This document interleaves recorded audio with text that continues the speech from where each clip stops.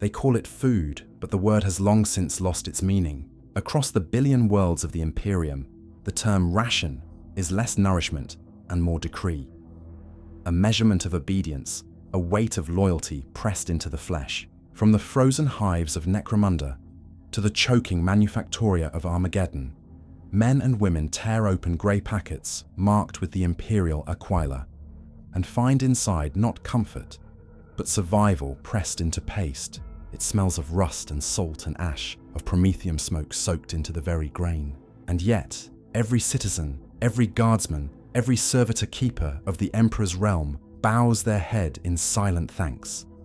Because to eat, in this age of eternal war, is not a right. It is a mercy. Across the stars, billions starve, but billions more endure, sustained by something more potent than nutrition: faith, fear, and the impossible will to live one more day beneath the shadow of the Golden Throne. If you've ever wondered what truly keeps humanity alive in this nightmare of iron and fire, stay with me. Like and share if you've ever felt the weight of the Imperium's hunger, and subscribe. Not for numbers, but to remember the ones who ate dust and called it duty. They say the Emperor provides, but what he provides is measured not in abundance, only in endurance. In the endless sprawl of the Imperium, where a billion mouths cry out beneath the smog of manufactoria, the act of eating has become a ritual of survival. Every grain, every paste, every grey slab marked with the double-headed Aquila carries the taste of devotion and of dust. In the Administratum archives of Terra, there exists an edict older than most Hive worlds. To feed the Emperor's faithful is to preserve his domain. The decree is copied and recited across a million worlds, stamped on data slates by adepts who have never seen a field of soil, a herd of cattle, or even a living leaf. For them, food is logistics, a line item in the grand arithmetic of obedience. They measure it not in nutrients, but in faith retained.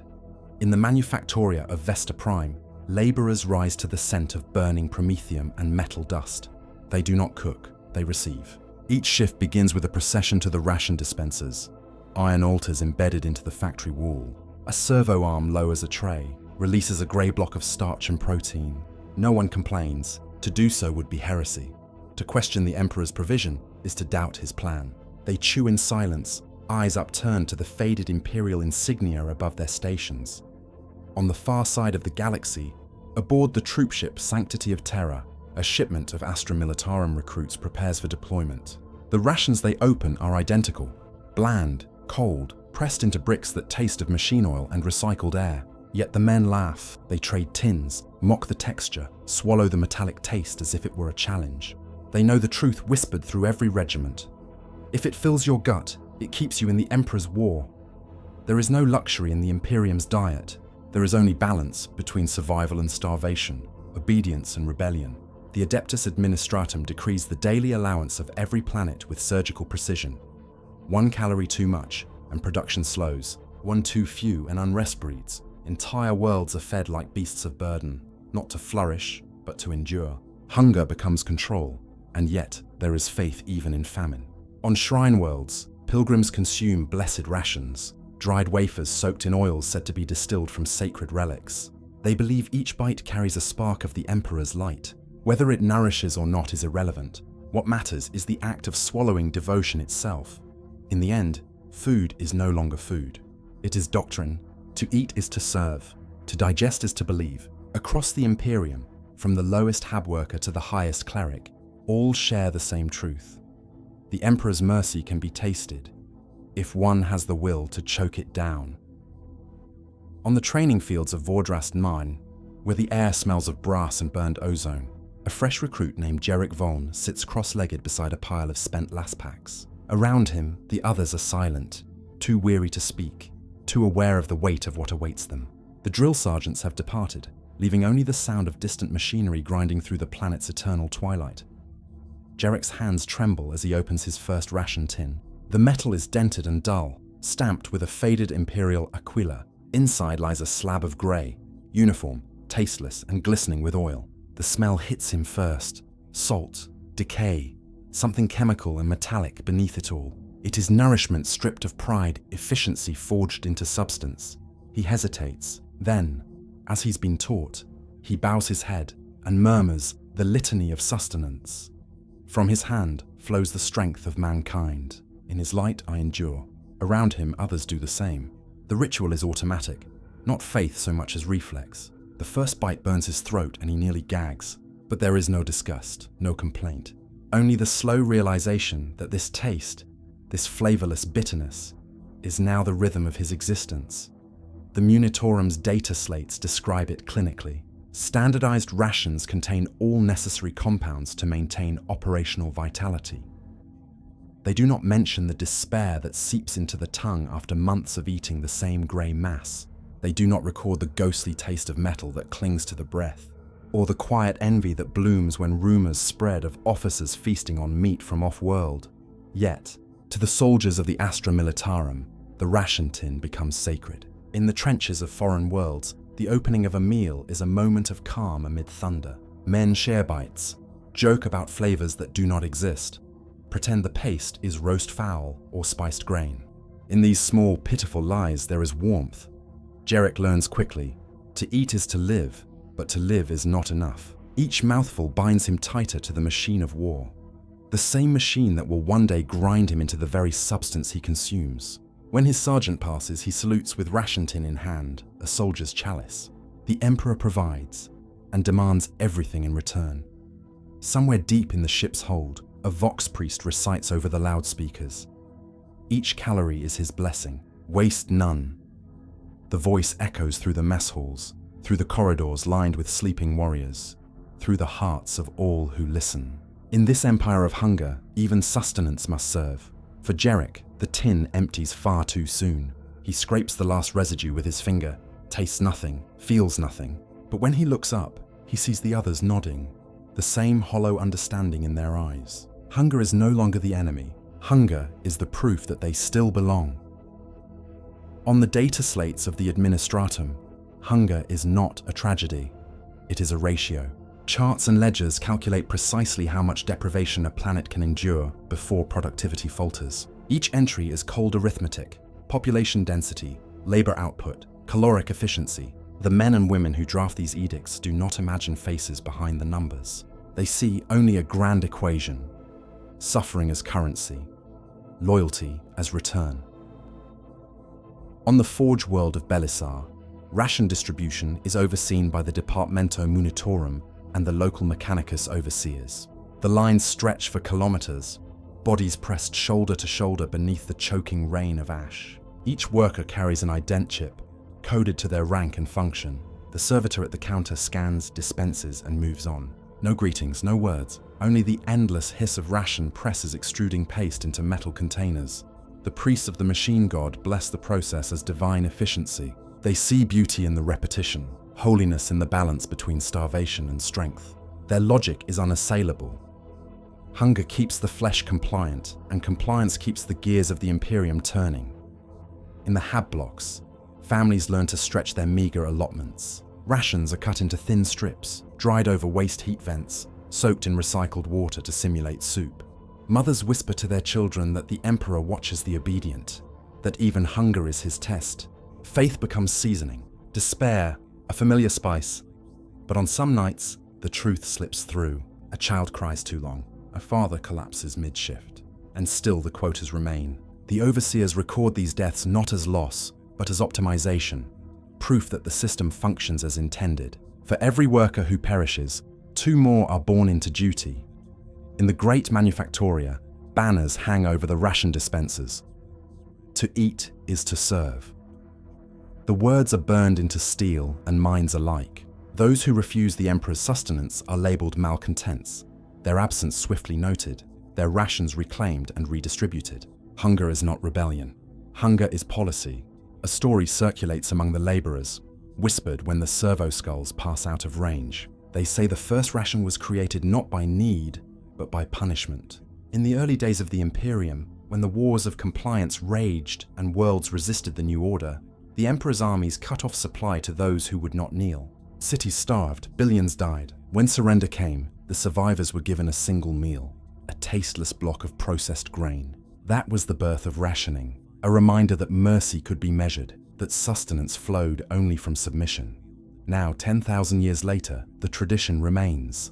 Each meal is a covenant sealed in hunger. Each bite affirms the Empire's dominion over the body, the soul, and the will. And yet, in this calculated starvation, a strange pride endures. Humanity continues. The Emperor's servants work, fight, and die on empty stomachs. And still the stars burn with their labor. Somewhere deep in the endless records of the Administratum, there is a note scrawled in the margin of a requisition order.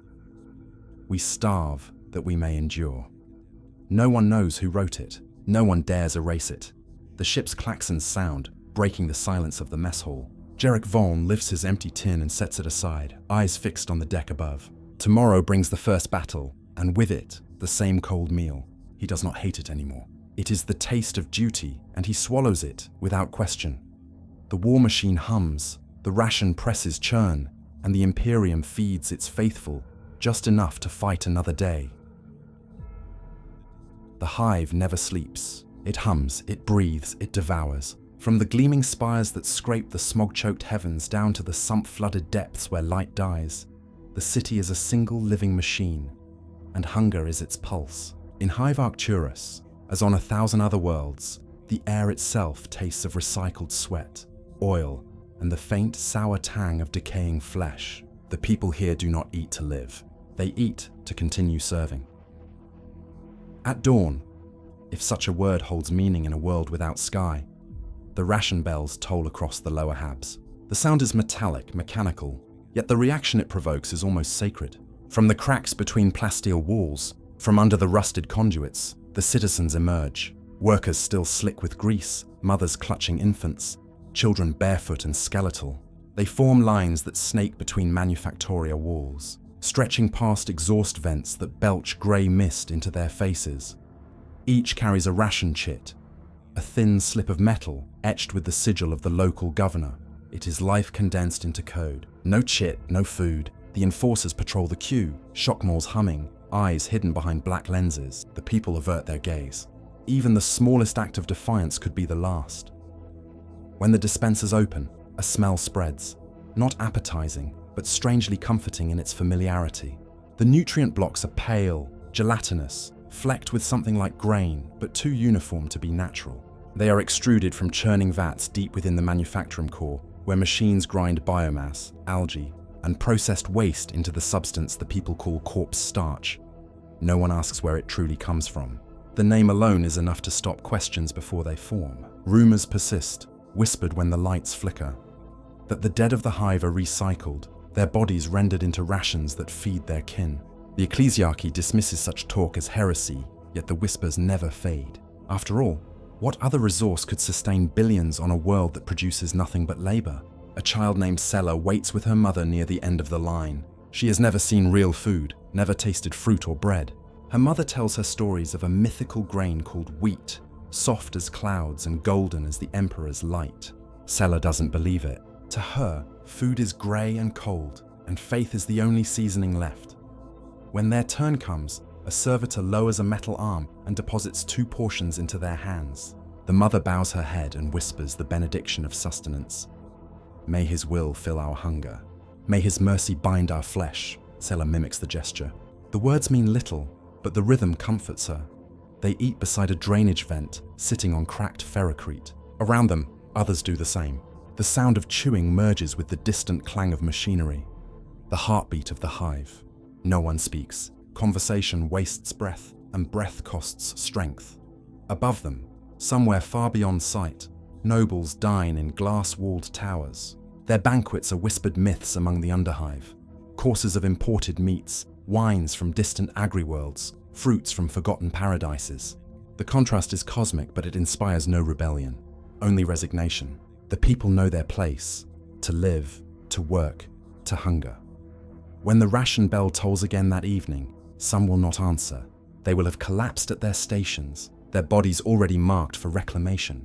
The Hive does not mourn, it does not stop, it simply consumes. And yet, amid the ash and noise, there is something defiant in the act of survival. Sella's mother divides her portion evenly, saving a crumb to place before a tiny votive shrine carved from scrap metal. A crude image of the Emperor's face, lit by a flickering lumen. The offering steams faintly in the cold air. Even he hungers, her mother whispers. Sela nods, not understanding, but feeling the weight of the words. In the endless dark of Hive Arcturus, hunger is not only punishment, it is proof of existence. The ache that reminds the forgotten billions that they are still, somehow, alive. There is no morning in the Underhive, only a dim shift from black to grey as the vents cycle and the industrial suns flicker to life. The people rise not because they are rested, but because the ration bell commands them to. Every motion, every ritual, every breath is synchronized to the rhythms of consumption and production. In this world, to live is to labor, and to eat is to obey. For the citizens of Hive Arcturus, the act of eating has become a kind of liturgy. In the upper manufactoria, where sparks rain like fireflies and smoke rolls thick as fog, foremen lead entire shifts in the recitation of gratitude before their first meal.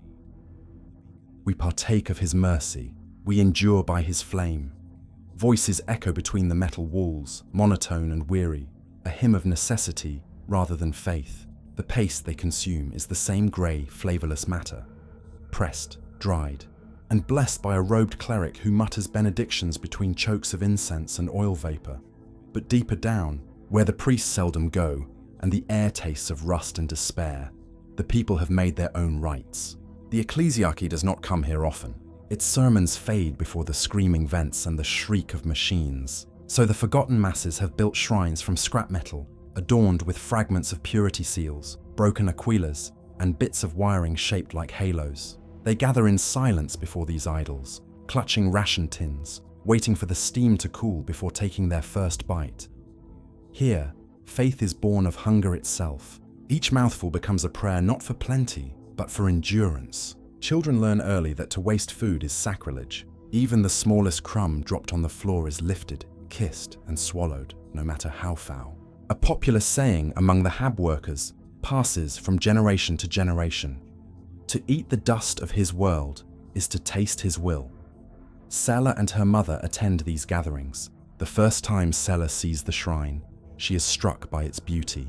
Not the kind built of gold and marble, but the kind assembled from desperation. A candle made of rendered fat burns low before the Emperor's likeness, its flame barely visible through the smoke. Around her, dozens of faces reflect that same dull light, eyes hollow, mouths whispering thanks. An old woman leads the prayer. Her voice is little more than a rasp. He hungered upon the golden throne. He starves that we might eat. The crowd repeats the words, not questioning, not understanding. They eat in unison, slow, deliberate, synchronized with the rhythm of the woman's chant. The grey ration blocks dissolve into a kind of communion, and for a moment, the hive feels holy. Sela watches her mother close her eyes as she chews. There is peace in her expression, an illusion of fullness. The paste coats their tongues with salt and ash, the taste of countless lives compressed into uniform sustenance. It is revolting, yet sacred. Above them, the hive's reactors thrum, shaking the walls. A shower of dust rains down like grey snow. The worshippers open their palms, letting the ash settle there, mingling with their rations. They raise their hands and taste it, whispering, "The Emperor provides." The ceremony ends with silence. The people disperse back into the tunnels, leaving behind only the faint glow of the dying candle. Sela lingers a moment longer, staring at the statue. She wonders if the Emperor truly hungers, as the old woman said. If he feels the same ache she feels every hour of every day. Her mother touches her shoulder and smiles faintly. "Hunger keeps us close to him," she says. "If we were full, we would forget." That night, Sela dreams of light. Not the white, sterile glow of lumen strips, but something golden, warm, alive. In her dream, she sits at a table surrounded by countless others, all eating freely.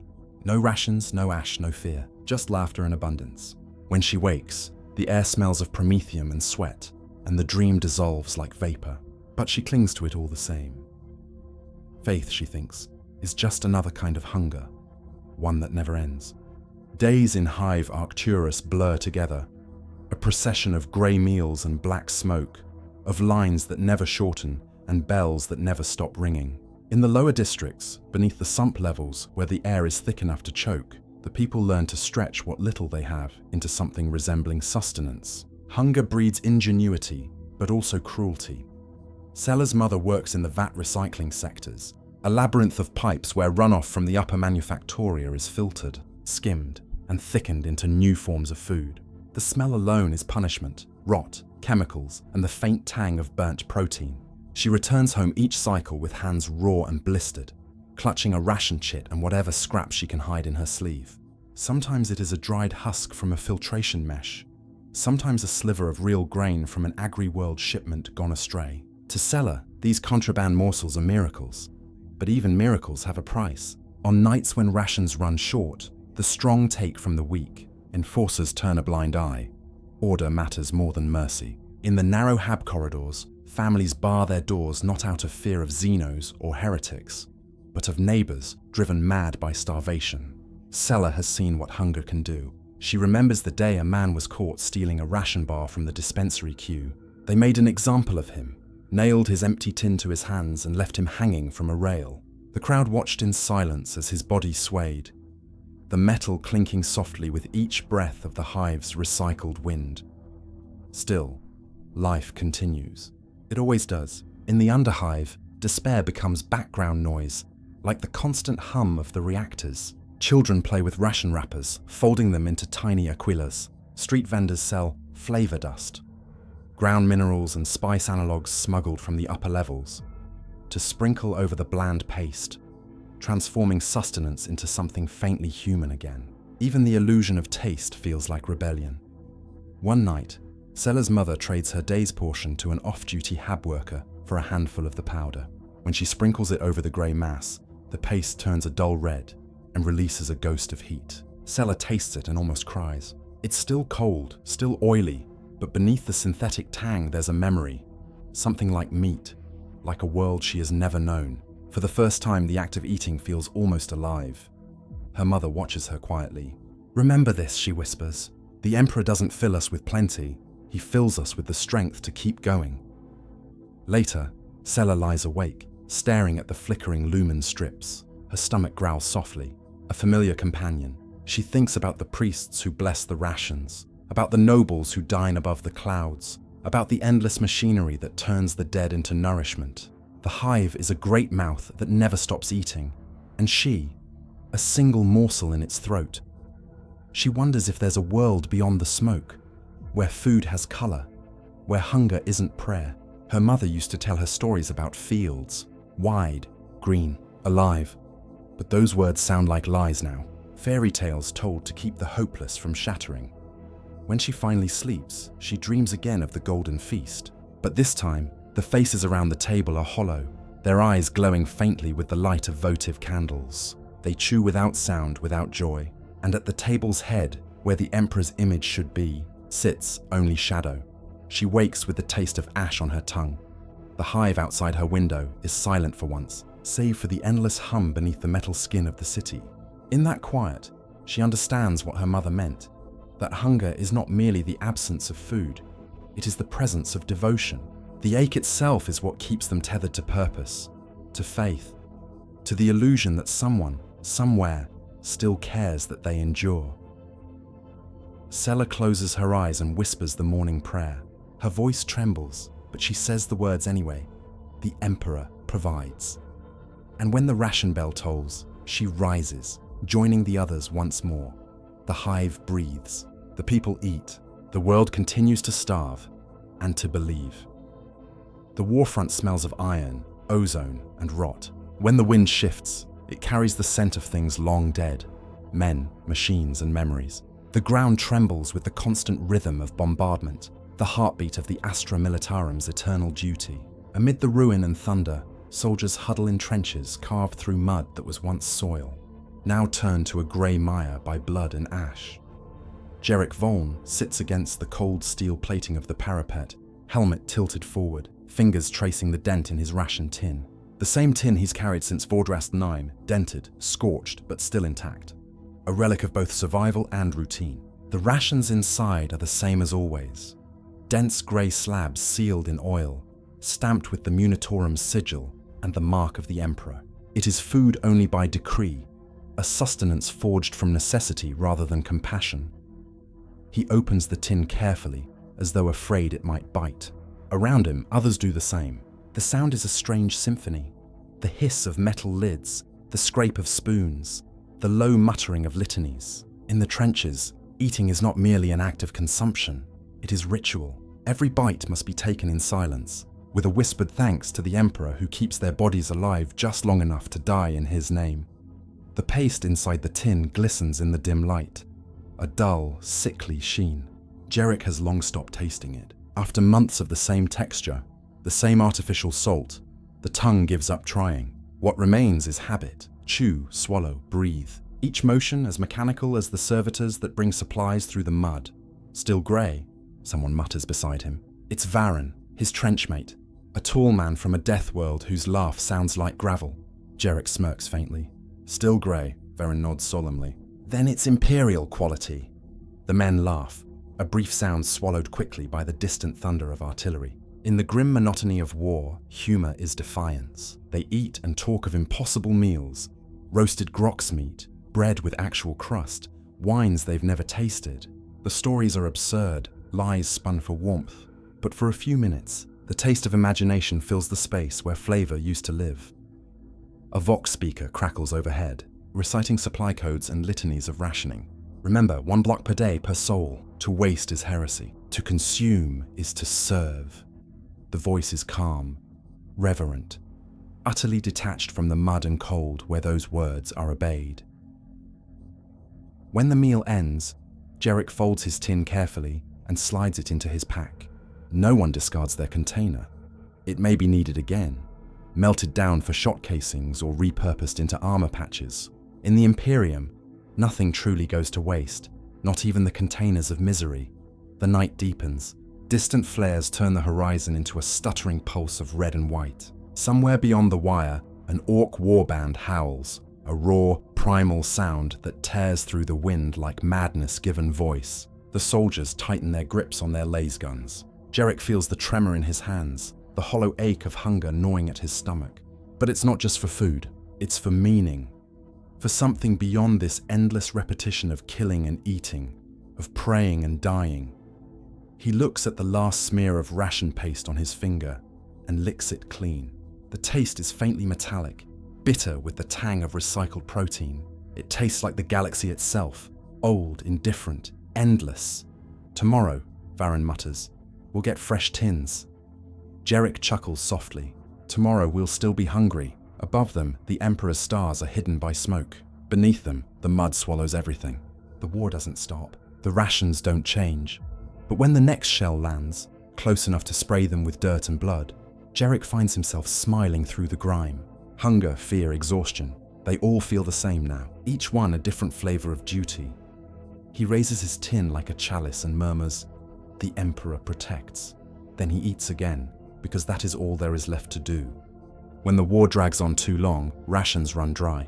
Logistics falters, convoys burn, supply lines collapse under artillery fire or warp storms, and the Emperor's soldiers must feed themselves with whatever the battlefield offers. Hunger becomes an unseen combatant, more patient and merciless than any foe. In the ash wastes of Krieg, the air itself tastes of corrosion. Here the trenches stretch for leagues, stitched together by rusted wire and frozen mud. Jarek Voln's regiment has not received a proper ration shipment in 16 days. The tins they carried from orbit are long empty, scraped clean and licked dry. Now the quartermasters issue packets of field synth, powdered nutrient ash meant to be mixed with sump water. It smells like rot and promethium and does little more than coat the throat. Still, the men bless it before swallowing. Habit is stronger than disgust. At night the talk begins, whispers of other food, of beasts that roam the dead plains, creatures half mutated by radiation, their hides slick with swords that weep phosphorescent pus. Some soldiers claim to have caught one, cut the meat from its flanks, roasted it over a barrel fire. Others swear it screamed like a man. No one knows if it's true. No one wants to believe, and yet the scent of cooked flesh sometimes drifts through the camp when the wind turns. Once, a squad returned from patrol with a sack that dripped red. They said it was feral grox meat from a wrecked transport. The commissar didn't ask where they'd found it. He took his portion, blessed it with a single grim nod, and ordered everyone to eat. The taste was sweet, almost familiar. No one spoke for the rest of the night. Some prayed afterward, others retched behind the parapets. Hunger has no saints, only survivors. In the lower trenches, rumors persist of darker feasts. When units vanish beyond the front line and are later found stripped of gear and bone alike, the reports are buried beneath the bureaucratic tide of the Munitorum. Non-compliant enemy action, the files read. But among the guardsmen, the phrase carries another meaning. They know what starvation does when faith runs thin. Jarek remembers one night vividly. The bombardments had ceased, and the world lay in uncanny silence. Across the field, the dead of both sides lay unburied. The smell was unbearable. A young trooper named Wren crawled into the shadows with his bayonet and returned hours later with a bundle wrapped in his cloak. He told no one what it was, but he ate in the dark, and by dawn his eyes were wet with guilt. He fought like a madman the next day, charging through gunfire until nothing was left of him. The others said the Emperor had forgiven him. Jarek wasn't sure. He only knew the hunger had not. Still, there are moments when the meal, whatever its source, binds them together. Around a dim fire, hands shaking from exhaustion, they share scraps and stories, passing the tin like a relic. The act itself becomes sacred, not the food. In the mud and smoke, even sin can taste like grace if it keeps a man alive one more night. When the horns sound and the artillery begins again, they rise from their shallow graves and shoulder their weapons. The grey paste, the tainted meat, the stolen flesh, none of it matters. The body must move, the trigger must pull, and faith must endure. The Emperor demands victory, not fullness. Jarek glances at his comrades as they disappear into the smoke, their breath fogging the air like ghosts already fading. He wipes the residue of his last meal from his mouth and mutters the soldier's creed. Better to burn than to starve.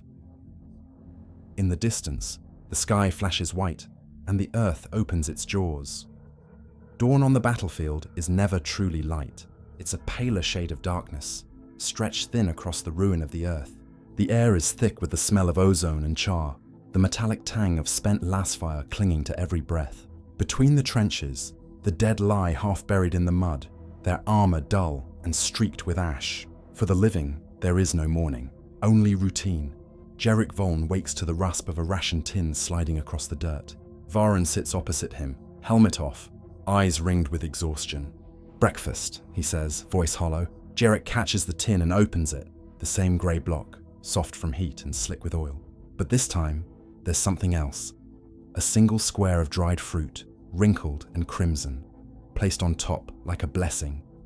"Where did you—" Jarek starts. "Traded for it," Varen replies. "Old pack from the medics, said it was for morale." The men nearby glance over, eyes gleaming in the half-light. No one asks for a share. It's understood that luck is sacred out here, and to touch another man's ration is to tempt the Emperor's wrath. Jarek cuts the fruit in half and offers it back. "For morale," he says simply. The taste explodes across his tongue. Faintly sweet, faintly real. For a moment, the trench fades away. The guns, the smoke, the gnawing ache of hunger, all drowned in the memory of what food was meant to be. It doesn't last, but neither does anything else in this place. They eat in silence, the sound of chewing lost beneath the distant roar of engines. Overhead, a transport wing screams across the clouds, dropping fresh waves of soldiers into the fray. The Emperor's will, given wings of steel. The newly arrived will receive their first rations tonight, unaware that they are also their last. When the order comes, it arrives as a whisper through the Voxnet, a push across the ridge, a suicide charge to reclaim a manufactorum the enemy holds. The men do not protest. They simply nod, wiping grease from their fingers, sealing their tins, and checking their weapons. The ritual is always the same. Eat, pray, fight, die. Varen raises his tin like a cup. "To tomorrow," he says. And though the words are half a joke, half a curse, they ripple down the trench. Others lift their tins, echoing him. 100 hands rise, grey metal glinting like dull silver in the gloom. "To tomorrow," they answer. Jarek drinks the last of his recycled water, warm and bitter, and feels it burn down his throat. He smiles faintly. There is something beautiful in their defiance. That even here, at the edge of the galaxy's decay, men still find reason to toast to a future that will never come. The commissar appears then, his cloak black and immaculate despite the mud. He surveys them without expression, then gives a single nod. "The Emperor is watching," he says. "Let him see your worth." They rise as one, lays guns ready, bayonets fixed, helmets locked. Jarek glances once at the empty tin beside him, still smeared with the faint red of the dried fruit. It gleams briefly in the false dawn, a relic of sweetness in a world that has forgotten such things. The whistle blows. The soldiers climb from the trench into the firestorm, voices rising in the same battle prayer they learned as recruits. The ground erupts beneath them, the sky burns above, and in the chaos, Jarek runs, not toward victory, but toward the inevitable. He doesn't feel hunger anymore, only a strange, light emptiness that feels almost holy. Somewhere behind him, the trenches echo with the sound of ration tins clattering against steel, a chorus of the faithful, a feast for the dead, and above it all, the Emperor's name carried on the wind. There are places in the Imperium where the word hunger means nothing at all, because the very concept of food has been stripped down to its raw industrial truth. On the Forge Worlds, on the Supply Moons, and deep within the Mechanicus-controlled manufactoria that feed the Emperor's war machine, sustenance is not cooked. It is constructed. The manufactorum of flesh on Tarth 9 is one such cathedral of nourishment. It stretches for kilometers beneath the planet's corroded crust, a labyrinth of pipes, conveyor belts, and vats the size of cathedrals. The air is thick with chemical steam, each breath a baptism in decay. The walls drip with condensation, stained by centuries of unbroken production. Here, food is born from death, shaped by machines that no longer understand the meaning of mercy. Servo skulls drift through the darkness, their vox grills humming litanies of efficiency. Waste not the sacred matter. Render all, reuse all. The flesh serves the Emperor still. Their voices merge with the constant rhythm of the grinders, a deep, mechanical chant that never stops. The workers call it the hymn. Each day begins with the procession of the dead. Corpses arrive by the thousands. Soldiers from the front, workers from the hives, prisoners, heretics, all indistinguishable now beneath layers of oil and dust. They are unloaded from the lifter shrines by servitors whose limbs are caked in the residue of countless harvests. The bodies are stripped, sorted, and measured by weight. Tags are logged by data scribes who have long since stopped looking at the faces. To them, flesh is just raw material. Above the grinders stands Magos Althis, the overseer of the operation. His form is more machine than man, a tangle of cables, mechadendrites, and brass. Where his mouth once was, a vox grill hums with static prayers. He watches the process unfold with cold precision. Every motion sacred, every scream a verse in the endless hymn. Input, organic, he murmurs, voice distorted through reverb and steel. Output, faith. The first grinders engage, their engines roaring like the chorus of 1,000 tortured souls. Flesh becomes paste, bone becomes powder, blood becomes steam. The smell is indescribable. Part incense, part slaughterhouse. Even the air feels heavy, as if it too were thickened with the remains of the faithful.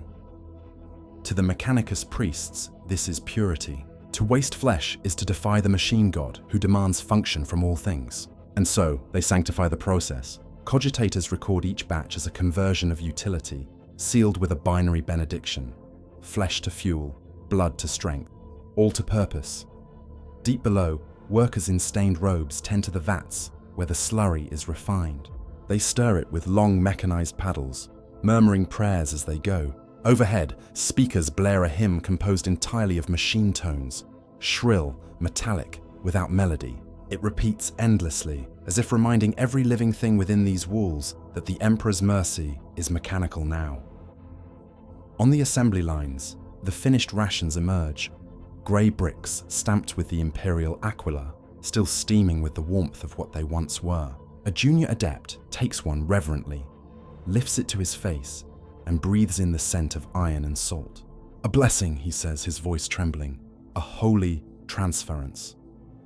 Somewhere among the dead being processed, Jarek Voln's regiment lies buried, their sacrifice rendered into sustenance, their final service fed into the Imperium's endless demand. In this way, they never leave the war. Their bodies return to the machine, to be consumed by the next generation of soldiers who will march, fight, and die, and be remade again.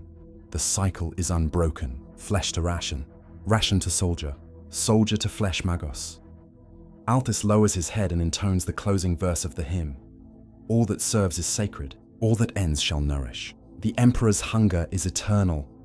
The grinders roar louder, drowning out the screams, the prayers, the sound of humanity dissolving into purpose.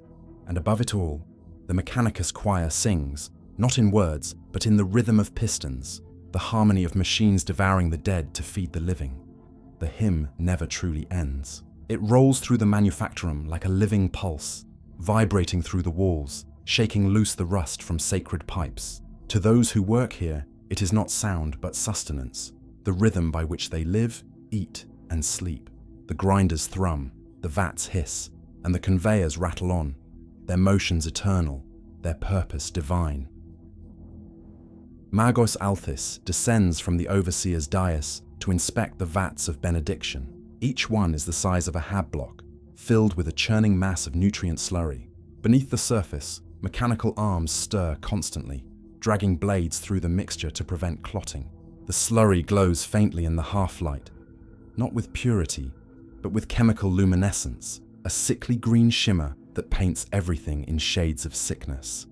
A servitor beside him intones a binary prayer, its mouth leaking residue as it speaks. Purity level, within acceptable thresholds. Nutrient density, optimal for redistribution. Praise be. All this extends a mechadendrite into the vat, sampling the mixture. His internal sensors hum, analyzing the content. Protein ratios, fat density, trace mineral count. Everything aligns perfectly. The Mechanicus measures divinity in decimals. Efficiency, 98.7%, he murmurs through his Vox grill.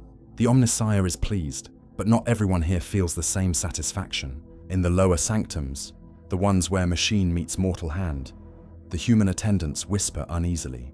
They work waist-deep in the fumes, shoveling additives into the vats, fungal extracts from agri-worlds, mineral dust from dead moons, and thickening agents harvested from what remains of the Imperium's biomass stores. None dare question the origins. The vats have no appetite for conscience. Among the workers, a woman named Lyra keeps her head low as she tends the filters. Once a Hive laborer, she was conscripted into this place after a food riot on her homeworld. Her punishment was conversion without augmentation, to serve the flesh engine by hand. The first time she saw the bodies fed into the grinders, she retched until her throat bled. Now she hums softly to herself to drown out the sound. The priests say the slurry is blessed, that it is sanctified sustenance, purified through the machine god's design. Before each shift, the adepts gather around the main vat, chanting the canticle of renewal.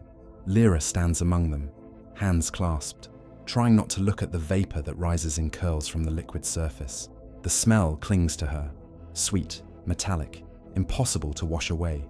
When the chant ends, a young tech acolyte steps forward with a chalice fashioned from repurposed bone. He dips it into the vat, lifts it high, and drinks. His lips tremble, but he swallows every drop. The crowd murmurs reverently. To taste the slurry directly is a holy act, one said to bring one closer to the Omnissiah, a communion through the sanctity of consumption. Lyra watches his face as he drinks. For a heartbeat, she sees something flicker in his eyes. Not devotion, but terror. The chalice falls from his hands, clattering against the steel floor, and he collapses, convulsing. His breath comes in ragged gasps. No one moves to help. Magos Altis merely observes, recording the moment with the indifference of a scientist. Imperfection, he states. The body rejects enlightenment. The workers return to their posts. The hymn resumes. The slurry continues to churn. The corpse of the acolyte is removed, weighed, and marked for reprocessing. In death, he will serve as perfectly as he never could in life. By the shift's end, new ration blocks slide from the mold presses, grey, steaming, flawless. They bear no trace of what made them. The priests bless each one with the sign of the cog, whispering the prayer that closes every cycle. Through his will, we are consumed. Through consumption, we endure. Lyra stands in line with the others to receive her portion. She takes the ration, still warm, and looks at it for a long moment before biting. It tastes like every meal she's ever had in the Imperium: salt, ash, and obedience. But this time, she tastes something else beneath it. Something faint and human, like sorrow trapped in the flavorless grey. The workers eat in silence as the hymn rises again, echoing through the endless corridors. The walls vibrate with the same eternal words. All flesh serves, and as the lights flicker above the vats, the slurry bubbles, as if answering. By the time the next cycle begins, Lyra no longer dreams. Sleep is a grey blur filled with the hum of pistons and the stink of the vats. The hymn seeps into her bones until she hears it even in silence, a steady mechanical chant that drowns every other thought. In the manufactorum of flesh, the mind erodes long before the body fails. That morning, the steam is heavier than usual. It rolls through the corridors in thick waves, carrying with it an acrid sweetness that makes the throat tighten. The foreman adepts say nothing, only mark their tablets with symbols and return to their posts. But Lyra notices the difference in the slurry. The colour darker now, almost red. It moves sluggishly under the lights, as though the mixture itself resists the stirrers. She asks a question she should not. Was there a new shipment? The adept beside her, his face pale, eyes sunken from years of chemical exposure, glances around before answering in a whisper. The front on Cadornfell. Transports came in last night. Full holds, Lyra understands. She wishes she didn't. The transports bring organic material, the official phrase, but everyone knows what that means. Sometimes the loads come wrapped in tattered uniforms still crusted with ash. Sometimes the tags on the bags still carry names. At midday, the hymn falters. A rare event, a moment that freezes the entire factory floor. The machinery slows, gears whining in protest. The speakers hiss with static before a new voice cuts through. Deep, resonant, cold. Batch deviation detected. Purity ratio compromised. Magos Altis descends upon his mechanical legs, steam hissing from the joints like the breath of a dragon. His optics glow a hard crimson as he surveys the vats. A priest approaches, trembling. Magos, the converters received unprocessed remains, too recent for... Silence. The word echoes like a gunshot. Altis leans over the rim of the vat and extends a sensor limb into the fluid. A moment passes. The mixture is rich in faith residue, he declares. The Emperor accepts their sacrifice, and that is all. The hymn resumes, louder than before, drowning the workers' unease beneath waves of machine song. The line continues, and the slurry thickens into paste. That night, Lyra is assigned to storage duty, a task usually reserved for servitors. She moves through corridors lined with sealed canisters, each marked with serial codes and the aquila. The faint hum of refrigeration units fills the air. One of the lids sits ajar. Against her better judgment, she peers inside. What she sees makes her knees buckle. Inside the drum, half submerged in the cooling gel, lies a face. Human, unmistakably so, the eyes still open, staring upward through the translucent fluid. The flesh is pale, the features slack but intact. It looks almost peaceful, as if waiting to wake. Lyra stumbles back, her hand clamped over her mouth to stop the scream. The hum of the storage units swells until it becomes indistinguishable from the hymn itself, as though the entire room is singing. She runs until her legs give out, collapsing beside one of the lower vats. There she finds the old overseer, the one who taught her the work when she first arrived. He looks at her with weary pity. "You've seen it then," he says softly. "What is it?" She gasps. "The truth," he replies. "The Imperium feeds itself. Always has. Always will. The flesh of the faithful returns to the faithful. Nothing is wasted. Not even the dead." Lyra shakes her head, horror twisting her words. "That's heresy." The overseer almost smiles. Heresy would be letting it rot. He leaves her there, staring into the vat's slow, viscous churn. For a long time, she thinks she can see shapes forming beneath the surface. Hands, faces, eyes, pressing upward before dissolving again into grey. When the next shipment arrives, she does not look. She chants the prayers with the others, stirs the vats, and eats the ration she is given at the end of her shift. It tastes no different from before. In the corridors above, Magos Altis records the day's production totals. The manufactorum exceeded its quota. The Emperor's armies will not starve this season. Somewhere in the noise, beneath the endless hymn, a single voice whispers what none dare say aloud. "We are what we eat." And the grinders begin again. There are moments in the Imperium when the machinery of survival falls silent, not in peace, but in exhaustion. Worlds still turn, factories still burn, armies still march. But somewhere in the unseen spaces between all that noise, there is a pause. It is there, in that thin crack of stillness, that faith breathes. On Terra, the cradle and corpse of humanity, dawn breaks as it always has, through a haze of pollution so thick It turns sunlight into blood. Pilgrims move like rivers through the avenues that lead to the Imperial Palace, their forms bowed beneath tattered robes and prayer scrolls. Many have walked for years, surviving on dust and the charity of strangers, driven by a single hope: to stand before the throne and whisper a prayer that might be heard. Among them walks a woman named Lyra. She is older now, her hands still scarred by the acids of Tarth 9, her eyes dim from the vapors of the vats. Her steps are slow but deliberate, each one a defiance of the hunger that has followed her across the stars. She no longer serves the manufactorum. When the last batch was completed and the vats sealed, she simply left. No one stopped her, no one noticed. The city around her hums with life and death intertwined. Vendors shout prayers instead of prices, soldiers march with empty eyes. Children scavenge offerings dropped by pilgrims too weak to bend and pick them up. Food here is luxury beyond reason, the emperor's blessing measured in crumbs. She watches as a priest breaks a wafer of processed grain and feeds it to a kneeling crowd, each person receiving a fragment so small it dissolves before it touches the tongue. And yet they smile, eyes shining with the light of the devout. "The emperor provides," the priest intones. Lyra repeats it under her breath. The words no longer comfort her, yet she cannot stop saying them. Habit is stronger than disbelief. Hunger has carved that phrase into her bones. As she nears the walls of the palace, the air changes. It smells cleaner here, faintly perfumed by incense and ozone. The sound of the city fades, replaced by the low drone of a million voices in prayer. High above, the Astronomicon burns through the clouds, a wound of golden light tearing the heavens apart. She shields her eyes, but for an instant she feels it touch her, like warmth pressing against the coldest parts of her soul.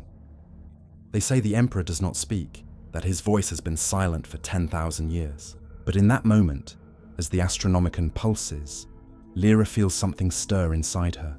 Not words, never words, but presence, a vast, indifferent weight, neither kind nor cruel. Her knees buckle. She falls to the ground, palms scraping against the cold stone. Around her, the pilgrims chant, the same line over and over, their voices blurring into one endless plea. We serve, we suffer, we endure.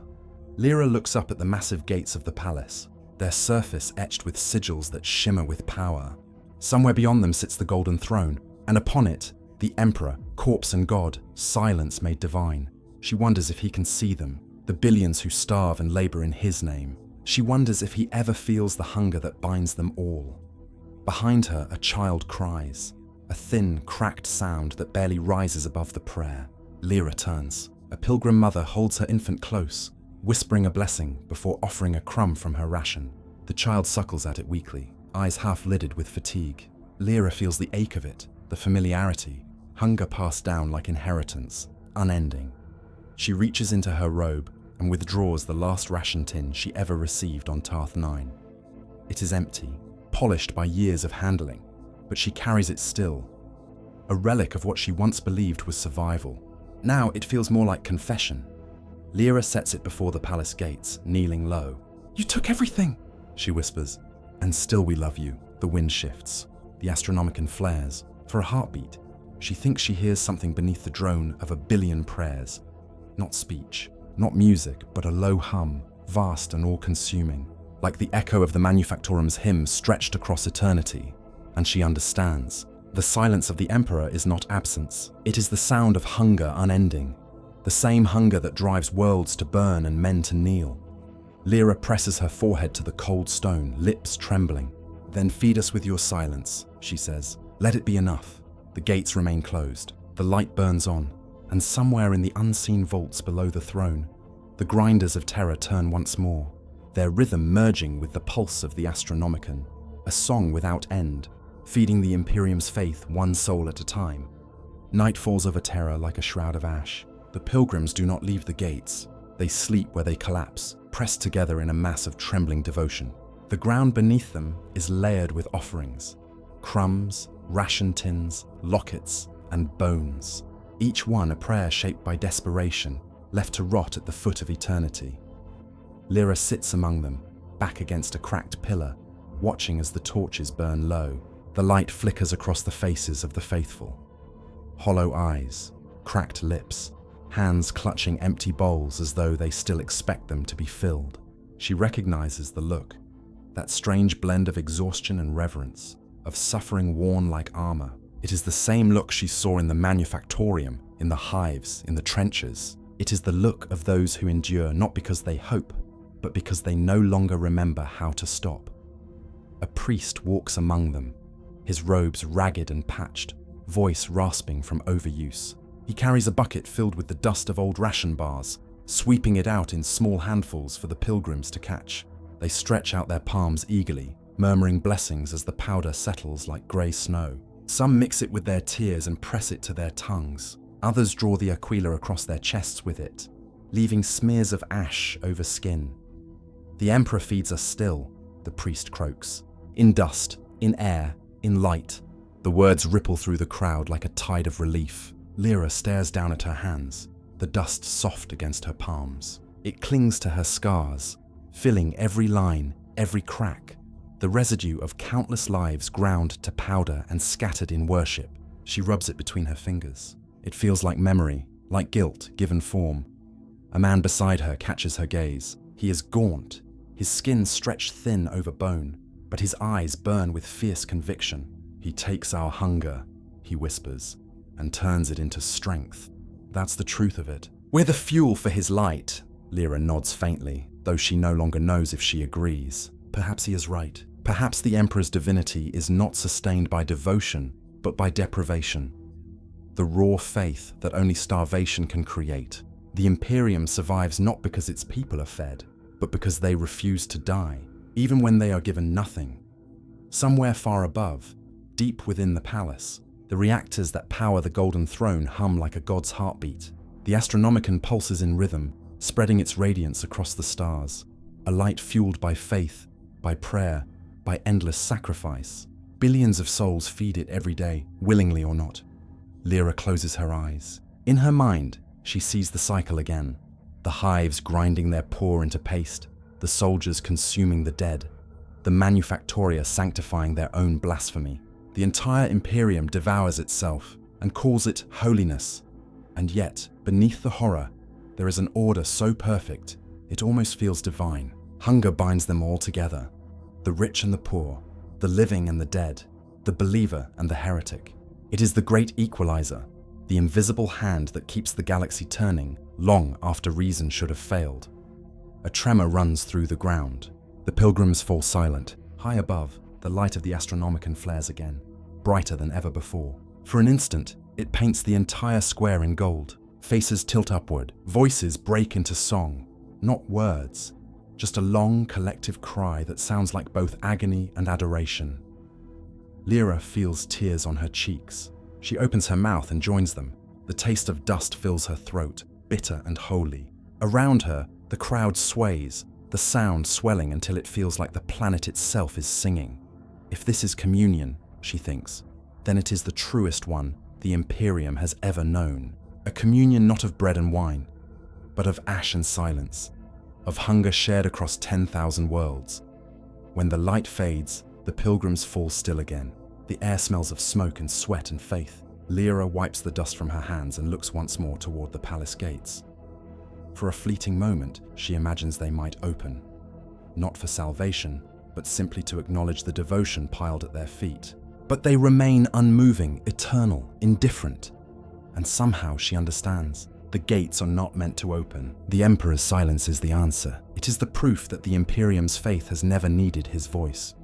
Only his hunger. Lyra lowers her head, breathes in the dust, and whispers the old prayer one last time. We starve that we may endure. Her words vanish into the night, carried away by the wind that sweeps the square clean. When the dawn returns to Terra, it comes not with light, but with dust. The sun is a dim wound behind clouds of ash, its rays filtered through centuries of smoke and sorrow. The pilgrims still sleep at the base of the palace walls, their bodies forming a tapestry of devotion, a quilt of humanity stretched across the stone. Some have not stirred since the night before, some never will again. Lyra wakes slowly, her breath shallow, her throat raw from the prayers that turn to screams. Her tongue tastes of iron and incense. The ration tin still rests beside her knees, half buried in the grit. Its metal has darkened with age, the aquila on its lid almost worn smooth. She touches it as one might touch a relic, and in truth, it is one. The last remnant of a life consumed by the machine that devours all things in the Emperor's name. She looks around her and sees the truth clearly now, unclouded by hope or horror. The Imperium has never been about nourishment. It was never meant to sustain. It was built on hunger, the hunger for purpose, for order, for meaning in a universe that offers none. The people starve not by neglect, but by design. Hunger keeps them humble. Hunger keeps them faithful. Across the stars, the same rituals play out. In the hives, workers bless their rations of corpse starch before returning to the forges. In the trenches, soldiers share their last tins before marching to die.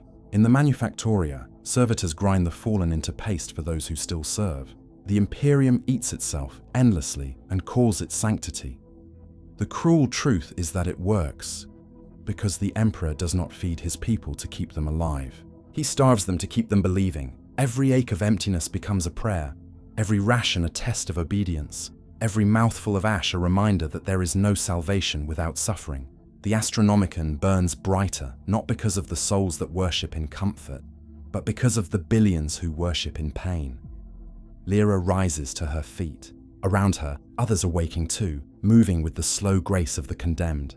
The priest from the night before kneels nearby, scooping another handful of ration dust into his palms. He smiles as he eats it, his lips grey with powder. He watches, he murmurs. He always watches. She almost envies him. Faith, even blind faith, is warmth of a kind. But she cannot lie to herself any longer. The Emperor's silence is not mercy, it is consumption, vast and unending. A god who feeds on devotion until there is nothing left but the hollow echo of praise. And yet, she cannot hate him, because in the end, he is not cruel out of malice. He is cruel because he must be. The Imperium is too large, too monstrous, too starved to survive on kindness. It endures because it is willing to devour itself, because its people are willing to sacrifice even their own flesh and hope to keep the light burning one more day. That is the true miracle of mankind. Not faith, not strength, but endurance. The will to crawl through the dust, to swallow the ashes, to whisper, "The Emperor protects," even as the world burns down around them. Lyra turns her face toward the rising light. Her eyes sting, but she does not look away. The Astronomicon flares once more, its radiance spilling across the horizon. In its glow, the air shimmers like heat over sand. For a heartbeat, she imagines she sees faces there, billions of them, soldiers, workers, children, all staring back, all repeating the same prayer through empty mouths. She lifts her empty tin and places it on the steps of the gate. The sound it makes, a small metallic clang, echoes through the square, swallowed by the wind. "This is all we are," she whispers. "All we ever were." Then she kneels, not in worship but in acceptance. Around her, the crowd begins to stir, voices rising in a new wave of devotion. Some cry, some sing, some simply bow their heads. The hymn builds once more, the same refrain echoing across the ages. We serve, we suffer, we endure. The grinders below the palace turn again. The manufactoria ignite across 1,000 worlds. Rations are dispensed, prayers are recited, and the great engine of the Imperium devours its own children in the name of survival. And in that endless cycle of consumption and faith, Lyra finds a strange, terrible peace, because she finally understands what the Emperor truly feeds upon, not their bodies, not their prayers, but their hunger. The cruel truth is that it was never meant to end, and the galaxy spins on, full of ghosts who eat dust and call it devotion.